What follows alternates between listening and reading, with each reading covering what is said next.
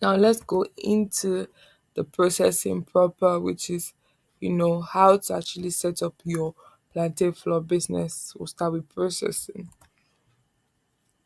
So the first thing you want to do is to source high quality plantains. Select high quality green or slightly yellow plantains from reliable suppliers.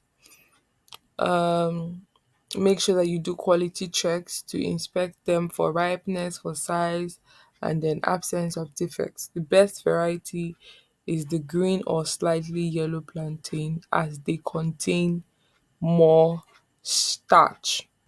After that, you wash the plantains. You can use an industrial washer to thoroughly clean the plantains, removing dirt and contaminants.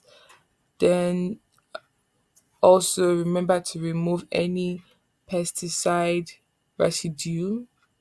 That is on a small scale, you can just wash without using the industrial washer. Then you peel the plantains. You can cut off both ends and make a slit. This is on a small scale. On a large scale, you employ a mechanical peeler to efficiently remove the skins.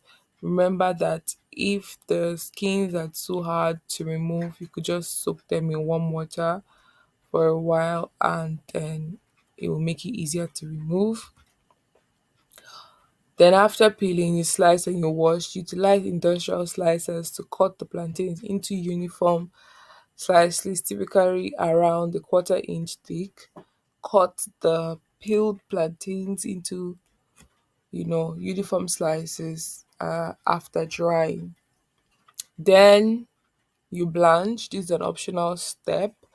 You blanch the slices in hot water around 75 to 85 degrees Celsius or 167 to 185 Fahrenheit for a few minutes to deactivate enzymes and then improve the shelf life.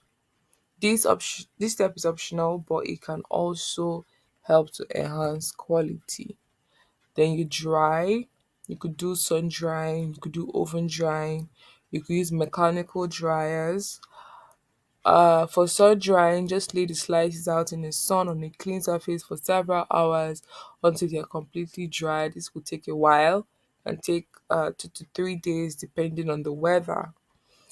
Also remember to do it in a clean environment where it be free from pests.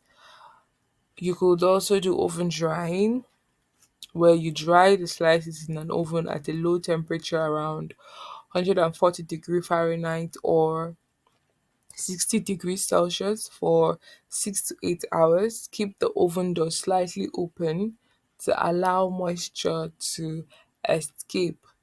Then for mechanical dryers, you could just use industrial dehydrators or drying ovens to remove moisture. Set at a controlled temperature, usually around 60 degrees Celsius or 140 degrees Fahrenheit to ensure even drying. Now, on a large scale, you could do continuous drying systems. This will help to handle large batches and, reduce the drying time significantly, sorry. Then after drying, you grind. So you could use on a large scale industrial milling machines to grind the dried plantains slices into fine flour. Ensure that the equipment is capable of producing a consistent particle size. So you could also use a food processor on a small scale or grain mill to grind them into fine powder. Then you sieve. Implement large scale sifters or classifiers to separate the finer flour from coarser particles. This will ensure uniformity in texture. uh, Use a fine mesh sieve on a small scale, and then remember that you can also regrind the larger pieces to achieve a consistent flour texture and to reduce wastage also. Then you package your flour. Package the flour in bulk or smaller retail size bags using automated packaging machines. Ensure that packaging is airtight to maintain freshness. After packaging, you store and you distribute. Store it in an airtight container. can be refrigerated or frozen to extend its shelf life, or you could just store it in a cool, dry place. Remember to also store it in a climate controlled warehouse if you're storing large scale to prevent moisture absorption.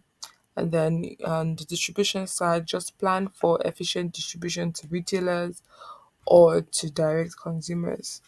Now, you want to regularly also do quality control checks to ensure that the moisture content is at a good level, the particle size is good, the taste is good, and also to ensure that your product is of consistent quality. Thank you so much for coming to the end of processing